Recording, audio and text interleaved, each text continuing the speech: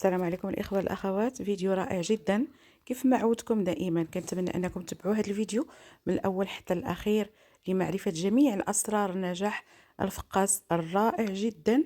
كيف ما كتشوفوا معايا فقاس بالنكهات رائعة جدا، النافع والزنجلان واللوز كيجي أكثر من رائع. صور غنية عن تعريف هذا الفيديو. كنتمنى انكم تتبعوه من الاول حتى الاخير. اذا بسم الله على بركه الله غنمر مباشره لتقديم مقادير وصفه اليوم. عندي الدقيق الخاص بالحلويات، 6 ديال البيضات بحراره المطبخ، عندي 3 الكيسان ديال السكر سنيده كما كتشوفوا معايا، 3 الكؤوس من كؤوس العنبه، عندي النافع والزنجلان بطبيعه الحال منقيين ومصهداهم شويه، يعني دايزين شويه من الحراره، عندي الملح كما كتشوفوا معايا القليل من الملح، عندي اللوز اللي مرقد شويه في الماء كيف ما شفتوا معايا، عندي 3 ديال الخمارات نتاع الزا، وزوج ديال الفاني، جوج الكؤوس ديال الزيت، ودائما بالعبار نتاع كأس العنبه. اذا في القصريه غادي نضيف 6 ديال البيضات كما كتشوفوا معايا، غادي ندير قبصه ديال الملح لتصحيح الذوق. ضروري في اي حلوى كنضيفوا القليل من الملح كما كتشوفوا معايا. كنضيف الفاني، جوج خنيشات ديال الفاني كيف ما كتشوفوا معايا فيها 7 غرام. غادي نضيف السكر سنيده كيف ما قلت لكم، جوج كؤوس نتاع السكر. كنخلط المكونات مزيان مع بعض، كنضيف السكر بشويه بشويه حتى نكمل الكميه اللي عندي كاملها كما شفتوا معايا. غادي نضيف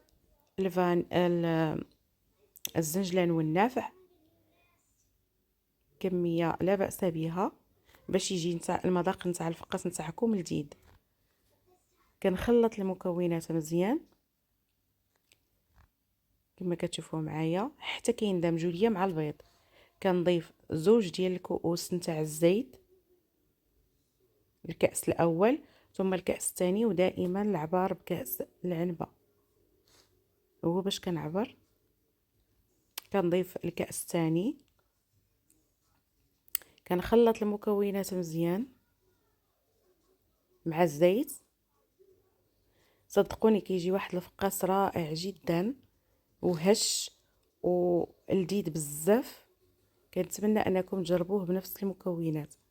كنضيف اللوز اللي سبق ورقدت كما كتشوفوا معايا الشكل ديالو كيفاش داير، كميه بسيطه.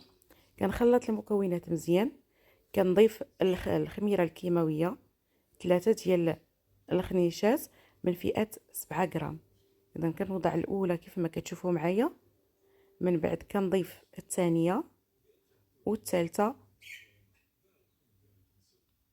هاد الكميه كتجي به رائعه جدا وما كيتشققش كيف ما غادي تشوفوا معايا. كيجي فقاس ناجح 100%.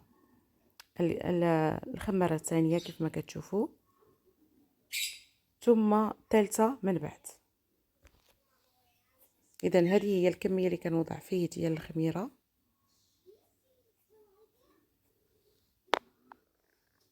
غادي نخلط المكونات مزيان مع بعض حتى يندمجوا ليا مجددا. كنضيف الدقيق بالتدريج، الدقيق الخاص بالحلويات دقيق ممتاز، كنضيفه بالتدريج حتى كتجمع العجينه وكتولي عجينه ما قاصحاش وما جارياش كيف ما غادي تشوفوا معايا. كنقسمها لمجموعه ديال الكويرات، وهما باش غادي نكون الحليبلات نتاع الفقاس نتاعي. كنظن ان الجميع كيعرف الطريقه ديال الفقاس، ولكن هذا فعلا كيجي رائع جدا. كيف ما شفتوا معايا كنكون كويرات متساويه الحجم، كنحربل هذوك الكويرات بالشكل اللي كتشوفوا معايا باستخدام الدقيق. كنكون حاطه حدايا طاوه اللي مفرشه فيها ورق الزبده، كنحط فيها الحريبلات نتاعي بالشكل اللي كتشوفوا معايا بهذا الشكل هذا. كنقاد الجوانب وكنقادو من الحربول نتاعي مزيان، كنحطو في الطاوه الخاصه بالفرن.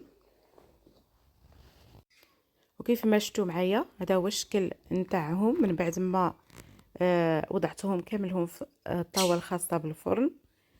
كنوضع القليل من صفار البيض مع نيسكافيه او الكاكاو بهذا الشكل اللي كتشوفوا معايا. كندهن الوجه ديال الحرابل نتاعي كلهم جوانب والفوق، ما كنخليش شي بلاصه فيهم باينه بالابيض. كيخصني نغطيه مزيان بهذا اللون، كيجي رائع جدا. باستخدام شوكه كنوضع خطوط متعرجه، خطوط متساويه ومتعرجه فوق الحرابل نتاعي كما غادي تشوفوا معايا. كيجي الشكل نتاعهم رائع جدا.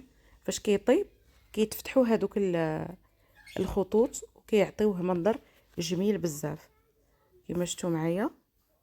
اذا من بعد كندخلوا الفرن على درجه حراره متساويه او متوسطه. هذا هو الشكل نتاعو، شوفوا معايا ما كيتشققش نهائيا. ممكن توضعوا فيه ثقب قبل ما تدخلوه للفران باش ما يتشققش معكم. شوفوا معايا الشكل نتاعو ما شاء الله رائع جدا، يستحق التجربه. بنفس المكونات اللي عطيتكم كيجي فقاس ناجح 100%. اذا كيف ما شفتوا معايا من بعد ما كيرتاح شي شويه كنوضع بلاستيك من الاسفل وكنوضع عليه منديل، ومن بعد كنعاود بهذاك المنديل والبلاستيك.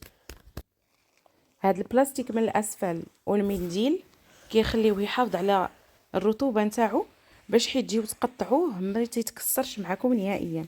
كما شفتوا معايا كنوضع المنديل وكنعاود نغطيه بنفس البلاستيكه اللي هي من الاسفل. كنتمنى انكم تكونوا فهمتوا الفكره. من بعد كنجيب موس حاد، وهذا هو السر نتاع الفقاس الناجح، وهو هذاك الموس اللي كتقطعوا به كيخصو يكون موس حاد باش يخلي لكم الشكل نتاع الفقاس كيف ما هو. كيف ما كتشوفوا معايا هذا الموس تاع حاده كيف ما كنقولوا رائع جدا. الا كان جديد فهو كيقطع الفقاس، كتشريوه وكتخليوه فقط خاص الفقاس. هذا هو السر نتاعو الرائع. شوفوا معايا حتى الشكل نتاع اللوز كيبقى هو هذاك، يعني فاش كتنزل فعلا فقاس ناجح 100% بدون تشققات، بدون بقايا وانتم كتقطعوا. شوفوا معايا ما كاينينش بقايا الفقاس نهائيا، يعني ما كيتكسرش بالمره. رائع جدا، يستحق التجربه. كنتمنى انكم تكونوا استفدتوا معايا في هذا الفيديو وعجبكم بزاف. فعلا رائع. شوفوا معايا الشكل نتاع الفقاس كله، يعني الحربول كله بدون ولا قطعه مقطعه منه، رائع وناجح. كنتمنى انكم تجربوها بالفعل رائع. من بعد كنستف الفقاس نتاعي في الطاوه الخاصه بالفرن، كنعاود ندخله مجددا حتى كيتحمر معايا وكياخذ اللون الذهبي الرائع جدا. كما شفتوا معايا هذا الموس رائع جدا. هو باش كنقطع دائما الفقاس كنشري واحد او جوج كنخليهم خاصين فقط لتقطع الفقاس. اذا هذا هو الشكل النهائي من بعد ما حمرته في الفرن. كيجي رائع جدا، لون ذهبي مميز. هذاك القرمشه الرائعه جدا ديال الفقاس. يعني اش نقول لكم، كنتمنى انكم تجربوه بالفعل. كل ما وصفتوا لكم ما غنعطيش حقه. كنتمنى فقط انكم تجربوا هذا الفقاس بالفعل من القلب الخالص. شكرا على تعليقاتكم، شكرا على الحب نتاعكم. كنتمنى ان هذا الفيديو تشاركوه مع الاهل والاصدقاء والاحباب نتاعكم. ما تنسوش ديروا لايك واشتراك للقناه. شكرا على حسن المتابعه، شكرا على الحب نتاعكم، شكرا على تعاليقكم الرائعه. كنضرب لكم موعد ان شاء الله وصفه اخرى من الوصفات الناجحه في القناه. شكرا والى اللقاء.